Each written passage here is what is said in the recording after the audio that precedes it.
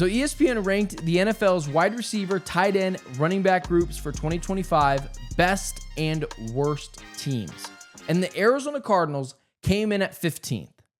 This is not including Kyler or whoever it is before. In 2023, they were ranked 30th. In 2024, they were ranked 21st. Now they're ranked 15th. This is asinine, especially when you see some of the teams ahead of them. These are just some of the teams that are ahead of them right now. The Houston Texans, where Stephon Diggs and Tank Dell, if I'm not mistaken, are both injured. Nico Collins is a very good player, but where's the tight end? They did add Christian Kirk to it, but Christian Kirk was someone that moved on, or that the Jags moved off of. The Washington Commanders, outside of Terry McLaurin, who's on that Commanders team? Who's the running back? Who's the other supporting wide receivers? Zach Ertz is still the tight end there. The Chiefs is wide receiver, tight end, running backs are so bad. Like there's a reason why they were held their own. Cowboys are 11th, but look at the one that sticks out the most. The San Francisco 49ers are the 4th ranked wide receiver, tight end, running back duo in the NFL, according to Bill Barnwell. Christian McCaffrey barely played last year. Phantom Achilles injuries. Brandon Ayuk tore his ACL. And their first round pick in, I can't even remember his name. He played at ASU. I've mentioned his name before on the show, but I'm drawing a blank. Regardless, that guy, if someone wants to tell me in the chat what his name is, because for some reason I just forgot it, but that extra wide receiver on this team, whose name I can't remember and it's driving me insane, he was shot last year, and he was seen as a overdrafted pick when they got him. So I'm confused. Deebo Samuel left. Juwan Jennings is there. Ricky Pearsall. Thank you. Ricky Pearsall was shot. He was someone that was seen as an overdrafted player. We can't just, if you're going to hold the Cardinals back for what Marvin Harrison Jr. might be, and then say Ricky Pearsall, who's had injuries, granted, you hope the guy's okay. It's a terrible incident. But even before any of that, was seen as an overdrafted player. George Kittle is 80. Christian McCaffrey's got Achilles injuries. That one is nuts to me, that the Niners are ranked that high, only behind the Bengals, Lions, and Eagles, who I all three get.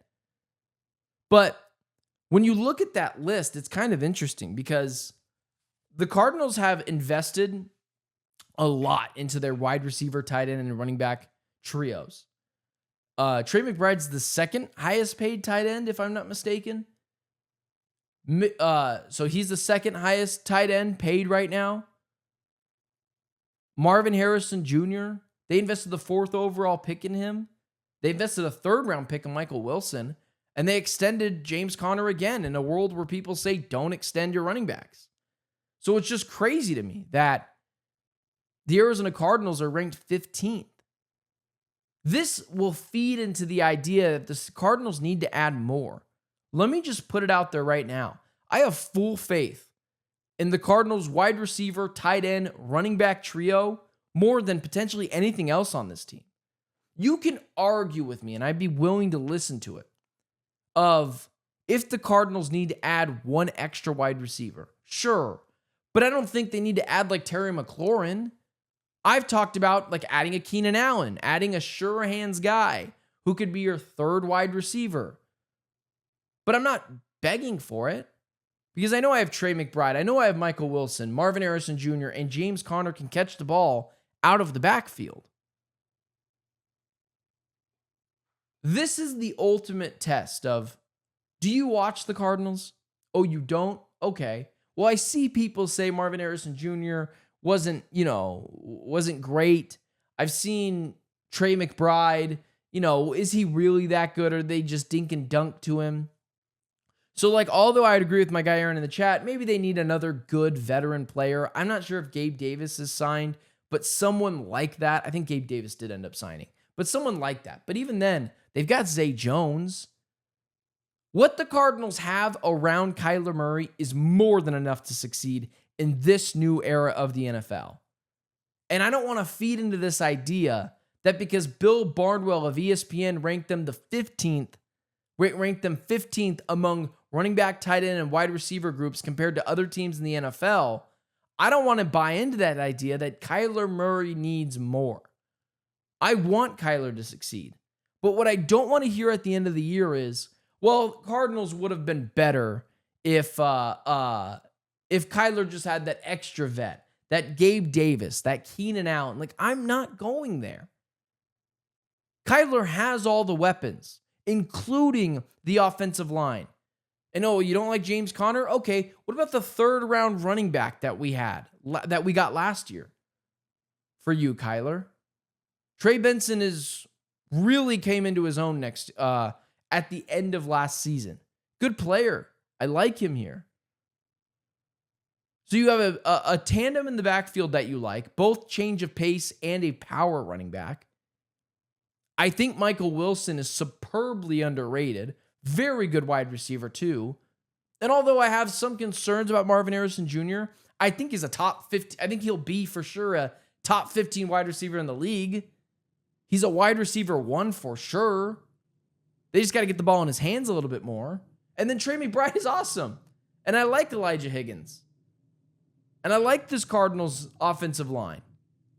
But I don't want to buy into this idea that the Cardinals offense is not as good because some ESPN writer said it who probably didn't watch a lot of Cardinals games.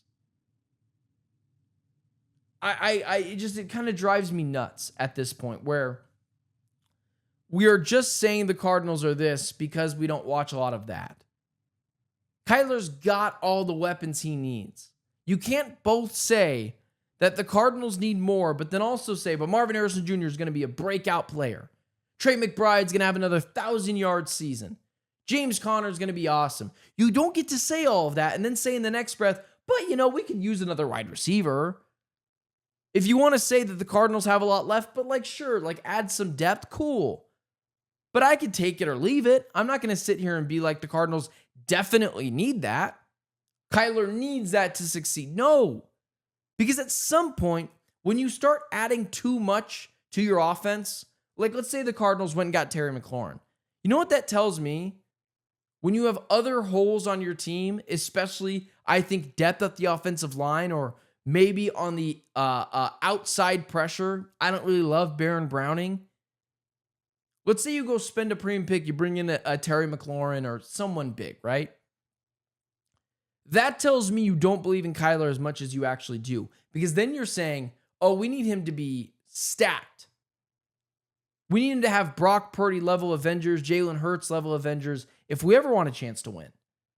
And if you want to go that route, it can work, but it tells me how you actually feel about your quarterback. And so I saw that list. I was kind of excited to see where the Cardinals were going to land.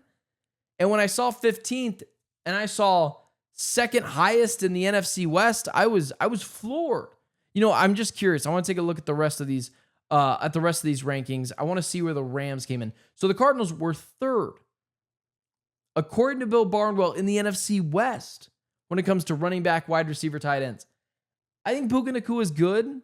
I don't think he's that much better than Marvin Harrison Jr., or I don't know if I'd say he is. And then I look at Devontae Adams. I like Devontae Adams. But the Cardinals had no issues clamping him last year. None. Tyler Higbee, I'll just take Trey McBride.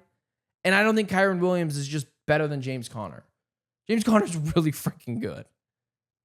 So it's just wild to me. I'd be curious to see where the Seahawks came in.